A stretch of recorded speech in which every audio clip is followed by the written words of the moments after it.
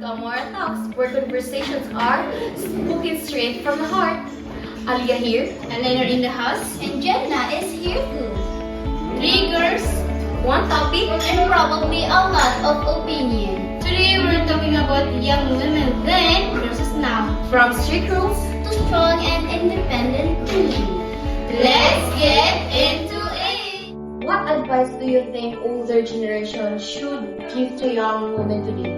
So for me is, di ba dati yung mga women is more of respect and discipline. So sinusunod nila yung parents nila and yung utos ng kanilang parents. So for me, na-advise na mabibigyan ngayon ng generation is yung discipline and respect. For me naman is dapat na magpasalamat tayo sa old generation kasi na sila yung nagbigay ng power. Guys, did you notice the difference between young women before and now? So, ang laki natin nagkaiba, di ba? Yes. Obviously, I see talaga yung difference ng women in this generation at yung women before. Kasi na, yung women before is like nakatira sila sa traditional life. Like, nakafocus sila sa household, kung paano, on how to take care of all their children. Ganun. And from before na very obedient din sila and resilient. Kasi na, yun, kahit kulang yung modern right at yung opportunity na parang naitatangwid pa rin nila yung lifestyle nila, yung mga pamilya nila. Ang generation right now is tayo ay nakakakuha ng trabaho, nakakapag-aral, nakukuha natin yung gusto nating mga work, di ba? But in the past generation is yung mga kababaihan doon is hindi sila nakakakuha ng trabaho.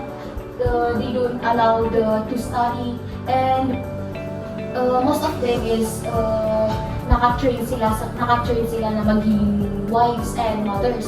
So, yun talaga yung main goal nila before. So, in short, women now have more freedom and opportunity. So, they can work, they can study. So, lahat na gusto nila ay nakukuha nila. Unlike sa dati na yung mga girls nila yung nag-decision sa kanilang buhay. Yes, Before kasi yung mga babae is wala silang karapatan na mag-work like that. and ngayon is kung kailan nila gustong mag-aral na, may freedom na sila makapag-aral or makapagtrabaho. Kasi na, noon is mga lalaki lang yung nagtatrabaho, hindi nakakalabas ng mga babae, di ba? So, mayroon din president na nagbabae. Yes. Si Corazon Aquino, siya yung first female president here in our country, here in the Philippines. Si Corazon Aquino. Na mas madali yung buhay ng women ngayon kasi sa dati. Yes, just like what I said before. Yung mga kababaihan is may freedom sila. But in the past, yung past generation is wala silang freedom. Just like what you said, na yung na in this generation na may freedom na yung women before na wala silang freedom na yung priority lang is yung mga lalaki. Sila yung may priority na makapagtrabaho, makapag-aral.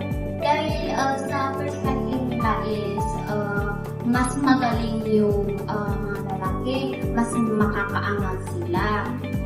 Na dito sa generation na ngayon is pwede tayong mag-create ng new era kasi na may freedom na tayo. Thank you for watching and stay tuned for more episodes